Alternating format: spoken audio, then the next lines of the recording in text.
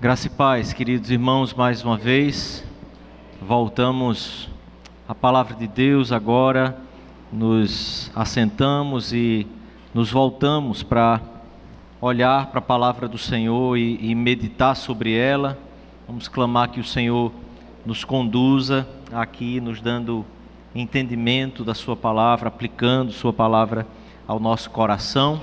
Eu peço que você volte então mais uma vez seus olhos, abra sua Bíblia em Atos capítulo 9, agora vamos caminhar do versículo 26 até o versículo 31, está retrocedendo, né? Do versículo 26 até o versículo 31, quero ler com os irmãos, após a leitura mais uma vez, orarmos, pedindo a condução do Senhor de forma reverente. Volte seus olhos então ao texto da palavra de Deus e quando orarmos, ore também, peça ao Senhor que conduza seu coração, que apesar de nós, Ele mesmo use a sua palavra e fale com cada um de nós. Diz assim a palavra de Deus então, irmãos, a partir do versículo 26. Tendo chegado a Jerusalém, procurou juntar-se com os discípulos. Todos, porém, o temiam, não acreditando que ele fosse discípulo. Mas Barnabé, tomando-o consigo, levou-o aos apóstolos e contou-lhes como ele vira o Senhor no caminho e que este lhe falara, e como em Damasco pregara ousadamente em nome de Jesus. Estava com eles em Jerusalém, entrando e saindo, pregando ousadamente em nome do Senhor. Falava e discutia com os helenistas, mas eles procuravam tirar-lhe a vida. Tendo, porém, isto chegado ao conhecimento dos irmãos, levaram-no até Cesareia e dali o enviaram para Tarso. A igreja, na verdade, tinha paz por toda a Judeia, Galileia e Samaria, edificando-se e caminhando no temor do Senhor e no conforto do Espírito Santo, crescia em número. Vamos orar mais uma vez. Peça ao Senhor, volte-se ao Senhor e peça que ilumine os seus olhos, seu coração, para a compreensão da palavra de Deus. Amado Deus, em nome de Jesus, mais uma vez nos voltamos diante da Tua palavra e sobre ela, para lê-la, ouvi-la, e em nome de Jesus, ter o nosso coração esclarecido, desafiado, e que o Senhor nos dê pelo Teu Espírito o entendimento e o discernimento, Pai, para que a Tua palavra seja aplicada à nossa vida. Nós queremos nos submeter a Ti e a Tua vontade, como indivíduos, como igreja. Por isso clamamos, guia-nos, exorta-nos, admoesta-nos, enche-nos do Teu Espírito e de vigor, coragem, para obedecermos a Tua palavra. Em nome por amor de Jesus. Amém, Pai. Amém. Agora, meus irmãos, o apóstolo Paulo, como terminou o versículo 25, e que lemos de manhã, os discípulos tomam a ele de noite e colocam num cesto e desceram-no pela muralha. Descem o apóstolo Paulo pelos muros então da cidade de Damasco, para que ele possa escapar dos portões da cidade e fugir daqueles que estavam procurando tirar-lhe a vida.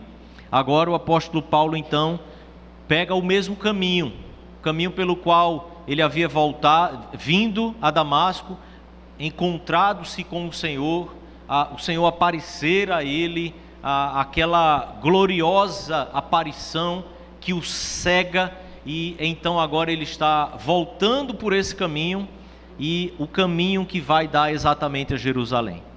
Jerusalém era a cidade em que Paulo já estava, já conhecia, já era habituado, já estava completamente familiarizado com ela, cidade em que ele recebe autorização para a perseguição dos cristãos, agora ele volta para lá e ele sabe, ele e somente ele, de que ele não era mais o mesmo.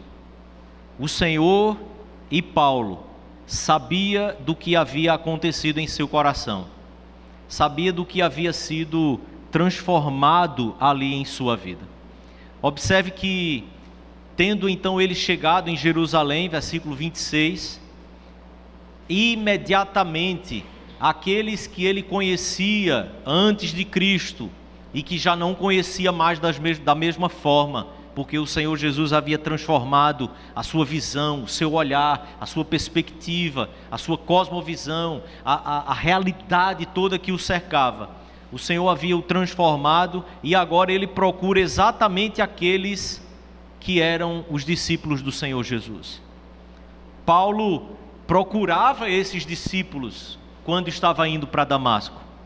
Enquanto estava em Jerusalém, Paulo procurava esses discípulos, mas os procurava para os matar, os procurava para tirar-lhe a vida, para fazer com que eles retrocedessem em sua fé, negassem o nome do Senhor Jesus Cristo. Agora, o apóstolo Paulo os procura porque quer simplesmente estar em casa, porque quer estar entre irmãos, porque quer aprender, continuar aprendendo da palavra de Deus, da realidade, quer experimentar essa nova realidade que é ser um corpo em Cristo Jesus. Ele procura juntar-se com os discípulos, mas há uma grande situação aqui.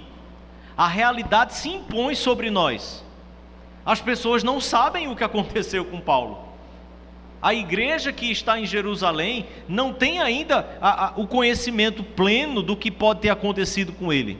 Talvez alguma notícia possa ter chegado, alguém pode ter comentado alguma coisa, mas todos, porém, o temiam. Mais do que isso, não acreditando que ele fosse discípulo.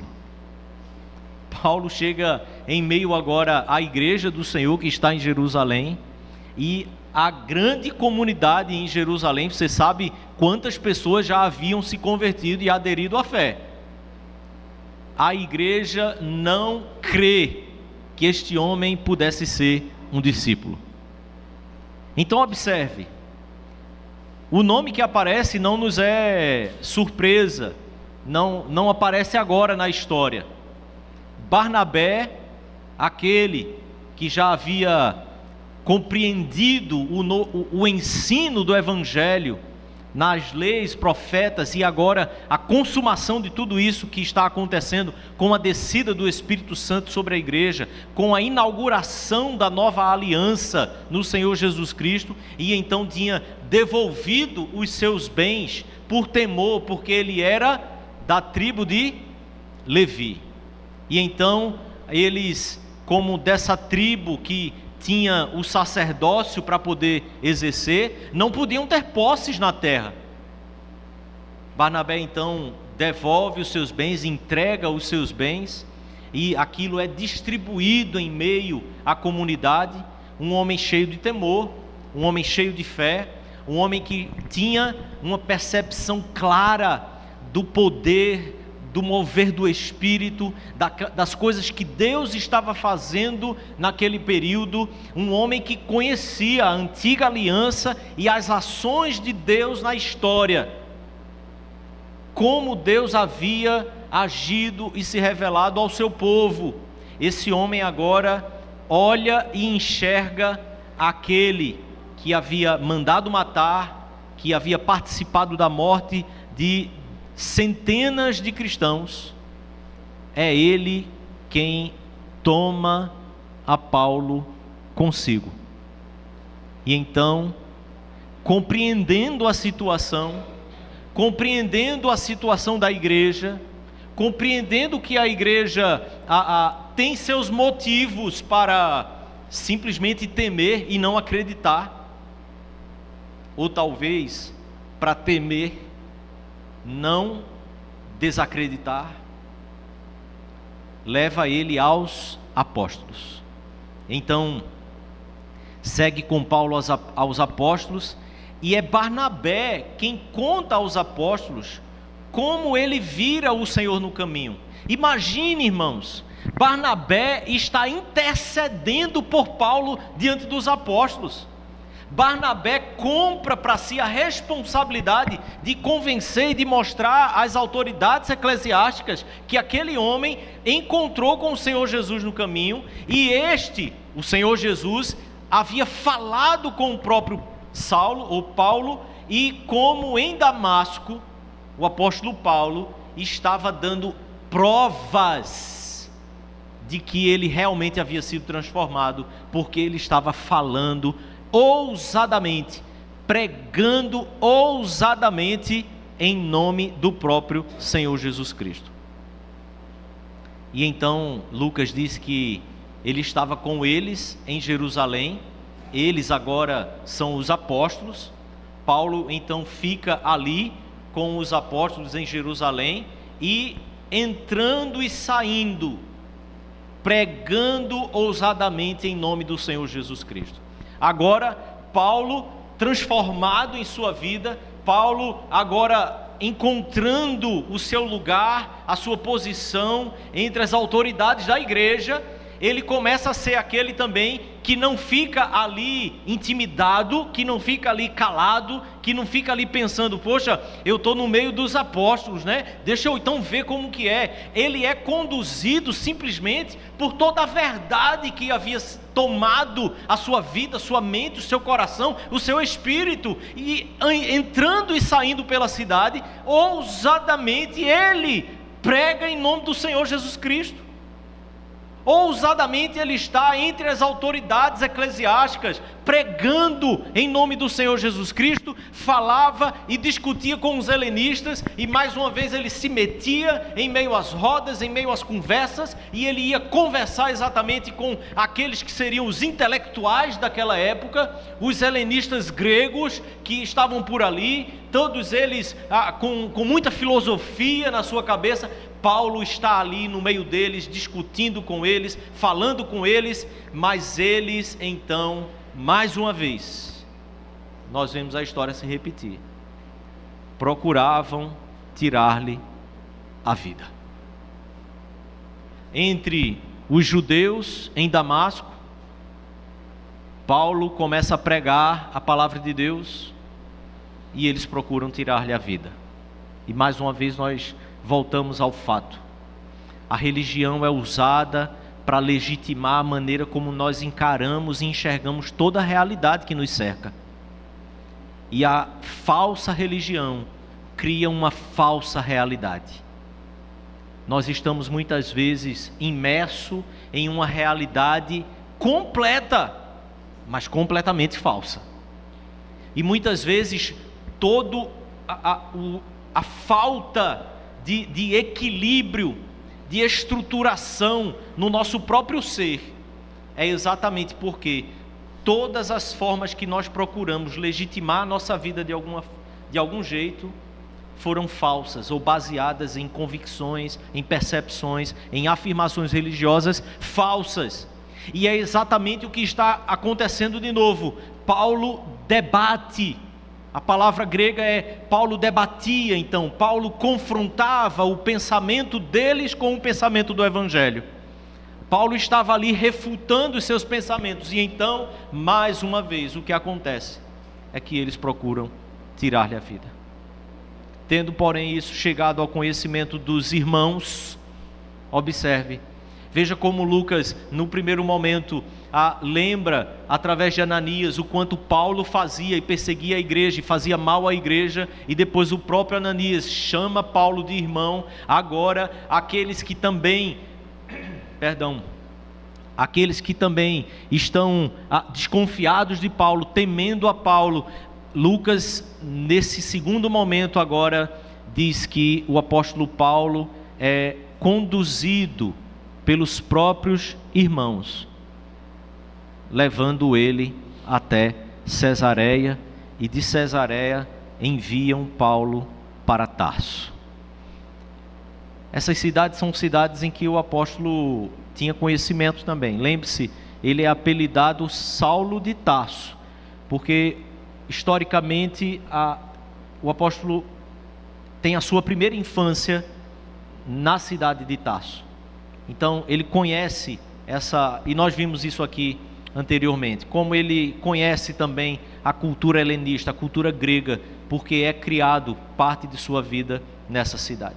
A igreja compreende que este homem está sofrendo uma ameaça de vida, uma ameaça de morte, e por isso agora a igreja que tinha medo, que temia e que desconfiava, é a igreja que o protege, é a igreja que age, que toma decisão, que toma alguma ação e que não pensa nas dificuldades que seriam para que o apóstolo deixasse a cidade onde ele morava, mas simplesmente preservando sua vida, o enviam para Tarso.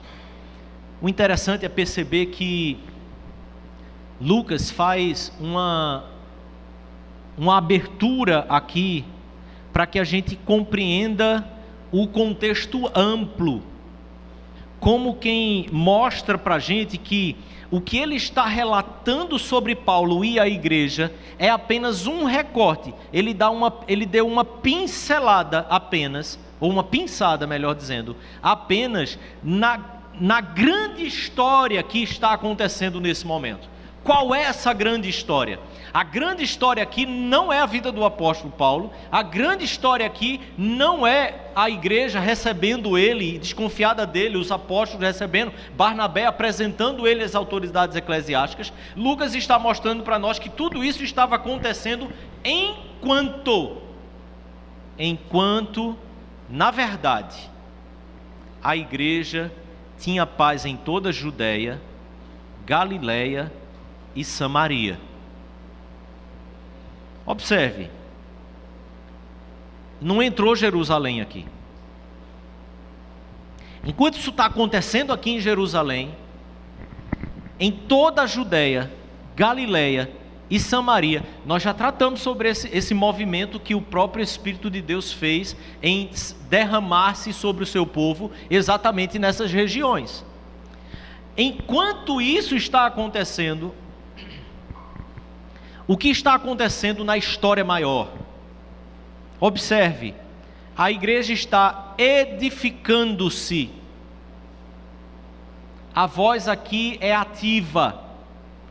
A igreja está agindo para a sua edificação.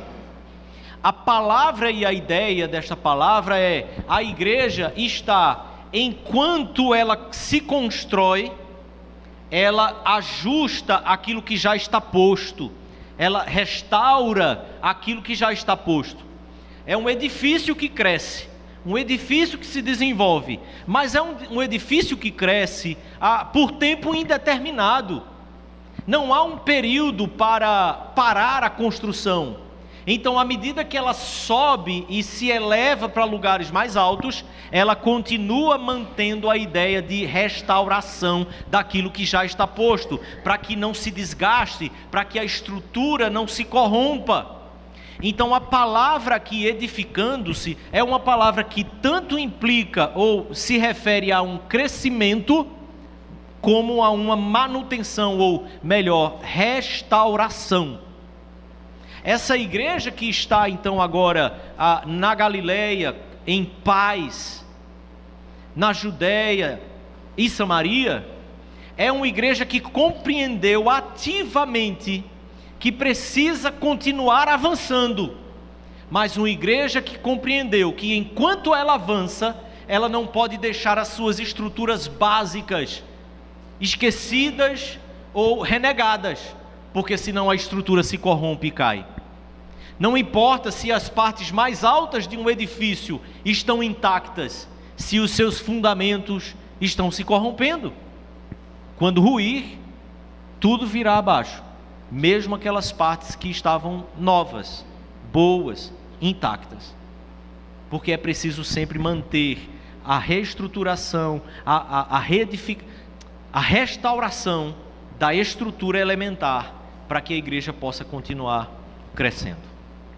Mas depois o evangelista Lucas nos diz que a igreja caminhava no temor do Senhor. Observe, o foco da igreja é avançar no seu crescimento enquanto ela cuida de si, e o caminho que ela faz é um caminho no temor do Senhor. A igreja estava vivendo uma vida de piedade.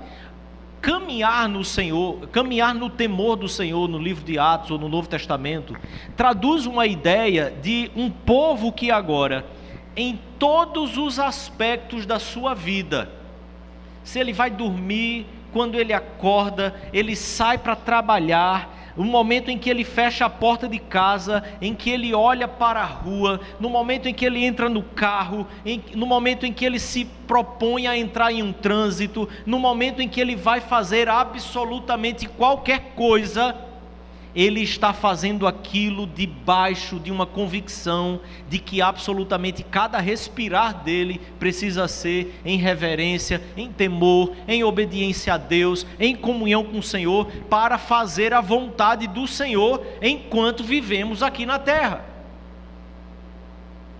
Depois o evangelista Lucas nos narra de que essa igreja também caminhava no conforto do Espírito Santo do Senhor. O que essa igreja tinha, na verdade, como ele diz, versículo 30, que ela tinha paz em toda a Judéia, em toda a Galileia e em Samaria. É que aquilo que mantinha o coração dessa igreja pulsando, em paz, confortável, tranquilo, não era absolutamente nada do que acontecia de forma externa no mundo, mas era a presença do Espírito Santo na vida desses irmãos e a comunhão que eles tinham com o Senhor. Por quê? Porque eles continuavam buscando a edificação no próprio Senhor Jesus Cristo.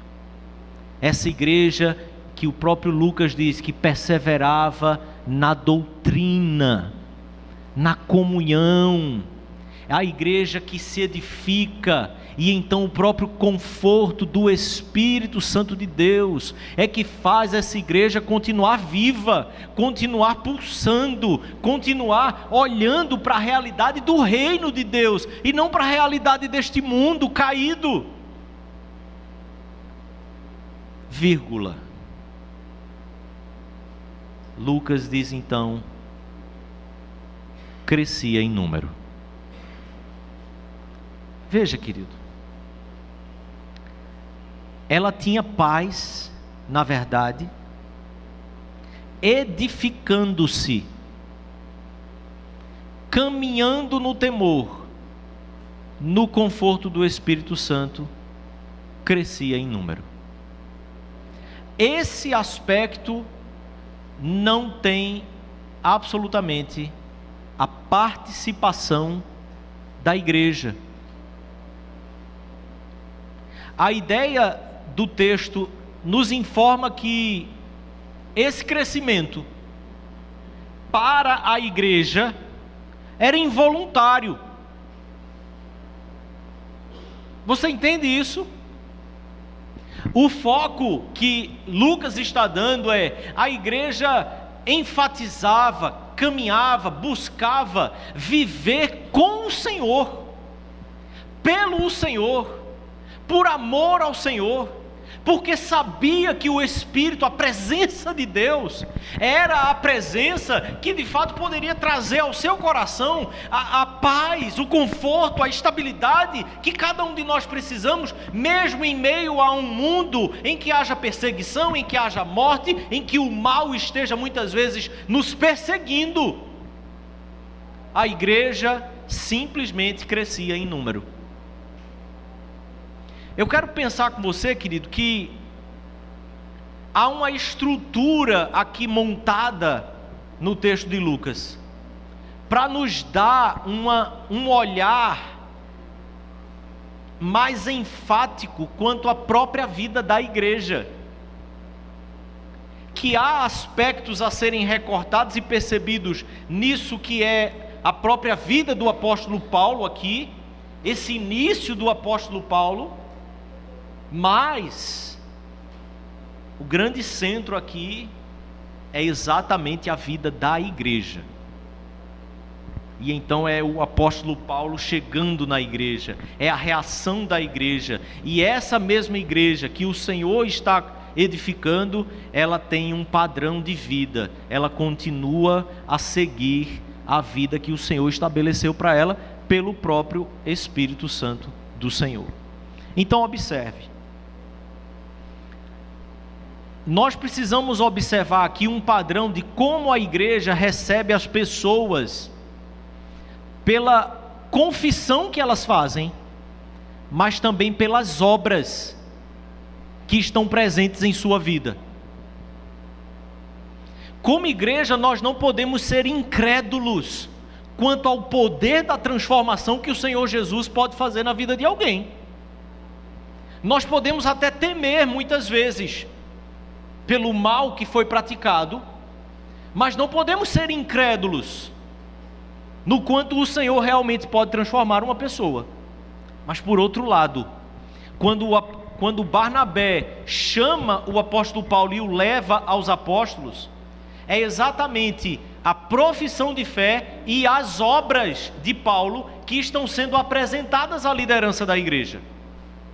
Não podemos ser céticos, mas também não podemos ser infantis. A igreja recebe os seus membros pela pública profissão de fé que eles fazem, mas pelas obras que também testemunharão daquilo que eles estão professando. Não é simplesmente dizer, eu creio no Senhor Jesus. É preciso ter vida. É preciso que a vida seja observada. Você entende isso?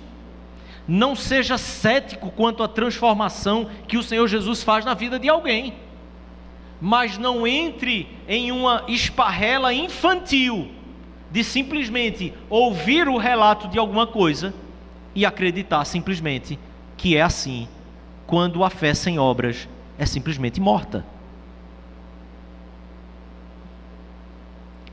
A igreja recebe os seus membros pela confissão da sua fé, mas também pelas obras que estão presentes na vida de uma pessoa. Isso envolve aquilo que nós tratamos, e certamente você vai lembrar. Quando você foi recebido na igreja, o conselho tratou com você quanto ao foro íntimo e ao foro externo da nossa consciência. O foro íntimo que envolve a nossa consciência, o arrependimento que só você pode dizer que teve, mas o foro externo que a liderança da igreja precisa considerar é exatamente as obras que são apresentadas. Então, quando alguém diz algo que é de foro íntimo e que confessa, eu estou arrependido, eu creio no Senhor Jesus, mas quando o foro externo implica em coisas completamente contrárias ao arrependimento e à fé, a igreja não pode ser negligente em simplesmente acreditar que fé sem obras é algo que pode se sustentar. Um corpo sem alma é defunto, não se sustenta. E alma sem corpo é fantasma. Ninguém quer ser assombrado. O convertido em Cristo Jesus tem alma e tem corpo. Ele está vivo em Cristo Jesus. Ele foi ressuscitado em Cristo Jesus. Mas é preciso que a gente observe também que algo claro que fica expresso no texto reflete ou aponta, melhor dizendo, para a realidade da igreja hoje. Se compararmos a pregação da palavra de Deus, que é feita, vivida, exercida nesses primeiros momentos da igreja, e compararmos a pregação da palavra de Deus pelos crentes, tanto antigos como novos convertidos, nós precisamos simplesmente reconhecer e assumir: nós temos que ter um movimento de retomada de pregação da palavra de Deus genuína, com confiança, com ousadia e com fé.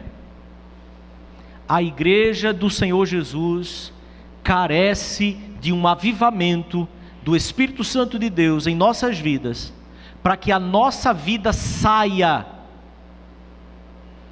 ou deixe de ser como água que só serve para multiplicar mosquito e trazer doença.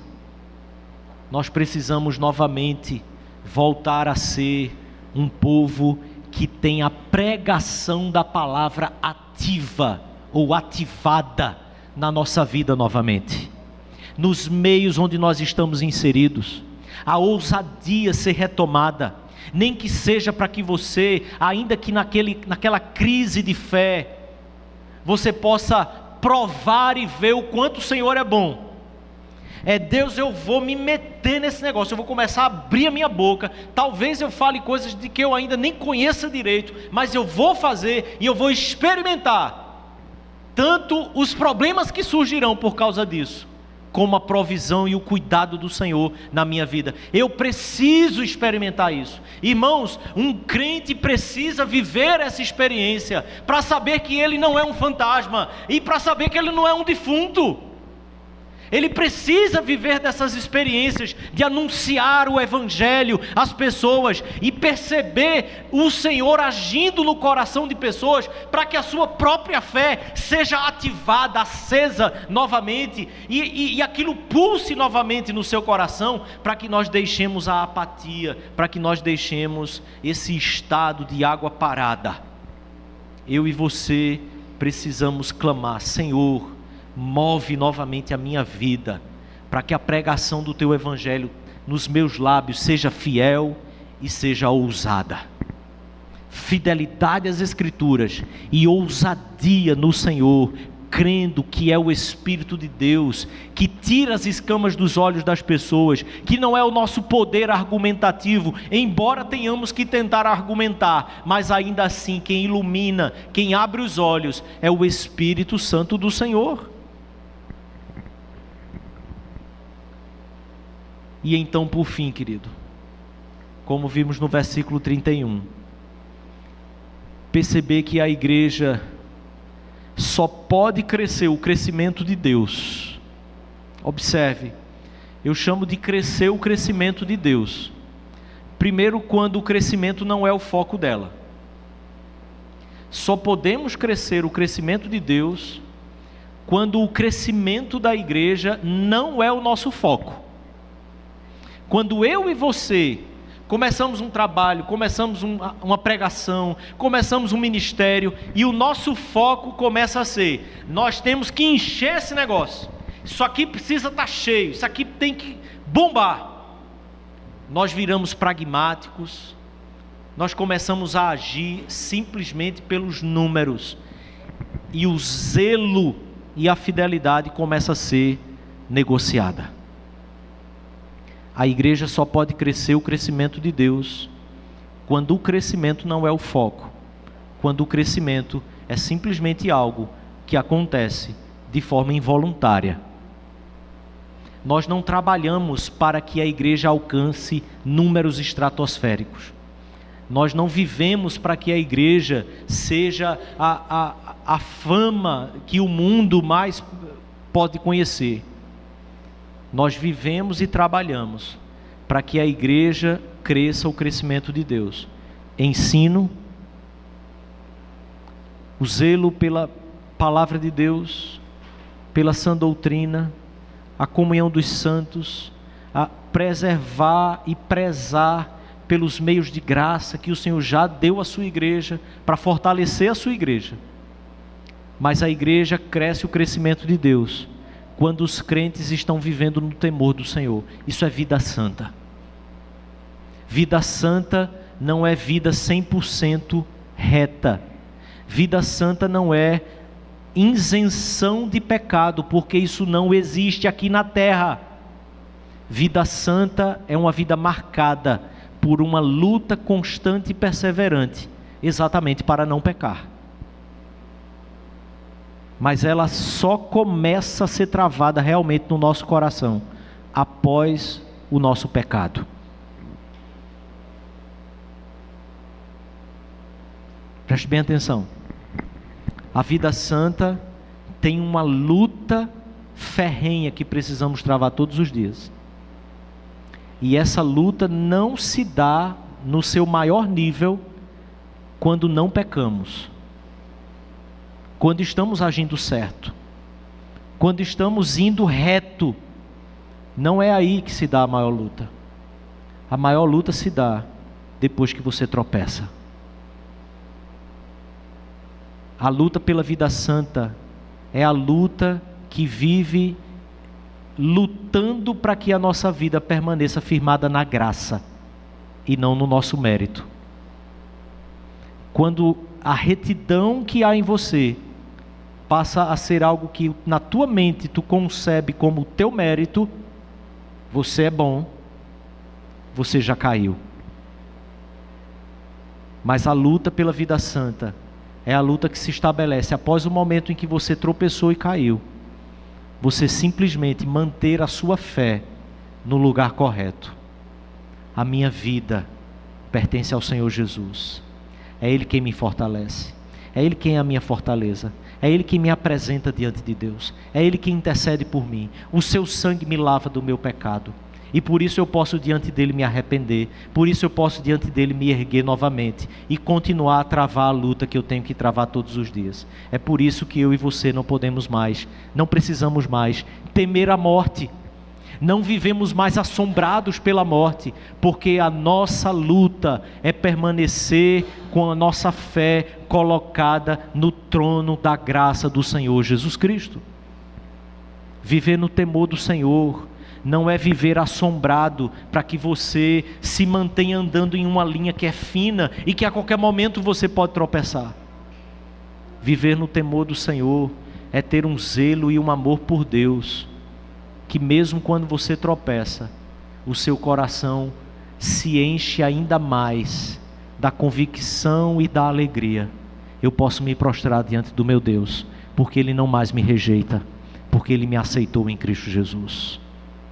Você se prostra, você clama pelo perdão, e o teu coração se enche de alegria novamente. A alegria da salvação. E então os frutos voltam a existir. E isso se chama devoção. É uma satisfação espiritual. Lucas diz e chama isso de conforto no Espírito Santo de Deus. A satisfação que gera o crescimento de Deus é a satisfação que nós temos no Espírito de Deus, nas coisas de Deus, a partir de uma luta que eu e você travamos para andar no temor do Senhor. A consequência então de temer a Deus em nossos dias é que mais cedo ou mais tarde o nosso coração começa a se encher de gozo e de alegria, simplesmente pelo poder do Espírito Santo de Deus, que vai agindo em nós, independente de nós. A satisfação em nossa vida sendo uma satisfação espiritual e não uma satisfação carnal. O que isso implica dizer é que o nosso caminho precisa ser cada vez mais para que todos os nossos afetos, todos os nossos objetivos, eles sejam direcionados para aquilo que o Senhor nos apresenta em sua palavra, como um reino de Deus, que é o lugar onde Ele nos colocou agora em Cristo Jesus, nos tirando das trevas para o reino da sua maravilhosa luz, do Filho do seu amor. Este reino que Ele nos colocou é um reino que por natureza é contra a nossa natureza. A nossa natureza ainda permanece sendo pecadora, mas o nosso espírito, a nossa alma foi transportada para o reino do Filho do seu amor. E por muitas vezes existe embate nisso. Essas duas naturezas lutam, é a batalha espiritual que nós vivemos, a carne militando contra o espírito. E essa vida santa que eu e você devemos buscar é a vida de devoção, para que cada vez mais o Espírito de Deus nos dê a satisfação que somente Ele pode nos dar e que somente Ele pode fazer com que eu e você encontremos essa satisfação. Enquanto que o nosso corpo, nossa mente está buscando uma satisfação que é carnal. E uma satisfação carnal não é apenas uma satisfação que é uma satisfação de lascívia, de desejos pecaminosos, carnais, no sentido sexual. Mas a satisfação carnal é a satisfação que o mundo oferece para mim e você. Seja ela de que forma for, e seja ela a mais legítima que possa ser. Mas não é aonde o meu coração e o seu coração podem buscar a satisfação para a sua alma. Quando o meu coração e o seu usam das coisas que existem no mundo e que são legítimas, com a compreensão clara que nenhuma delas pode nos satisfazer, eu e você estamos buscando e encontrando uma satisfação que é espiritual, que é a satisfação do Espírito, o conforto do Espírito. Eu tenho dificuldades em minha casa, eu não fico procurando loucamente alguma solução, mas eu me volto para o Senhor e para o seu Espírito. Eu clamo: Senhor, me orienta, Senhor, me dá a graça, Senhor, não permita que o meu coração se desvie em desordens, mas que eu mantenha o meu coração no teu Espírito e no poder que ele tem. Eu tenho problemas no meu trabalho, eu mantenho essa mesma luta. Isso é devoção, isso é a luta pela vida santa. Coisas me são retiradas, eu me lembro: Senhor, a minha satisfação não pode estar nessas coisas, elas precisam estar no Senhor. Isso é satisfação no Espírito de Deus, isso é conforto do Espírito de Deus. O único bem que temos aqui é o Senhor, a nossa herança é o Senhor. Por isso, querido, eu quero convidar você, em último lugar, a perceber e a se questionar: o que há em minha vida hoje que eu entendo que eu não posso ficar sem isso? O que há em minha vida hoje que eu entendo que se eu não tiver mais, talvez eu não seja feliz?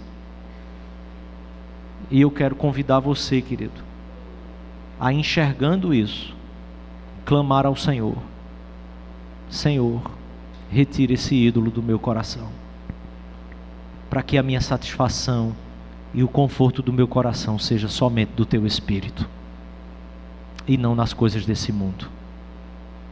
Eu não quero, Senhor, buscar uma satisfação que é simplesmente carnal, passageira, que não supre, só engana, só vicia.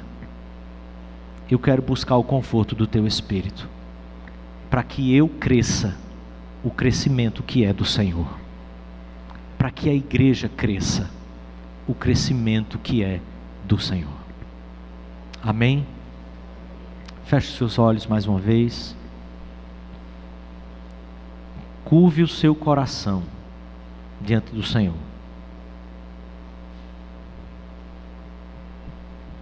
E clame a Ele mais uma vez.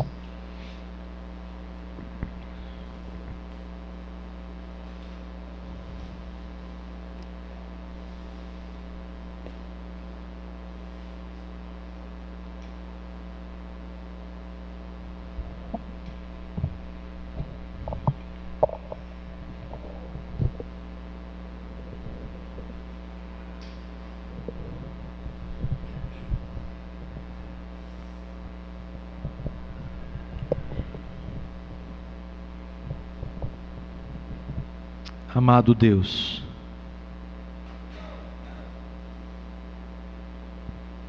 o Senhor conhece o nosso coração. O Senhor conhece a nossa vida, a nossa rotina. E mais uma vez nós clamamos a Ti.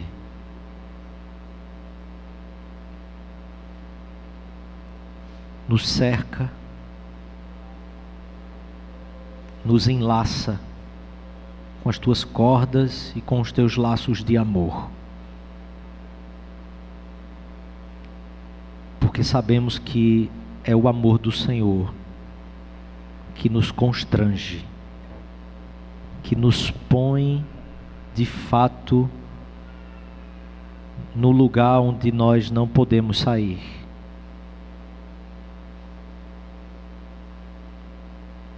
O teu amor, Pai, e a tua aliança é maior do que os nossos pecados. Por isso, Senhor,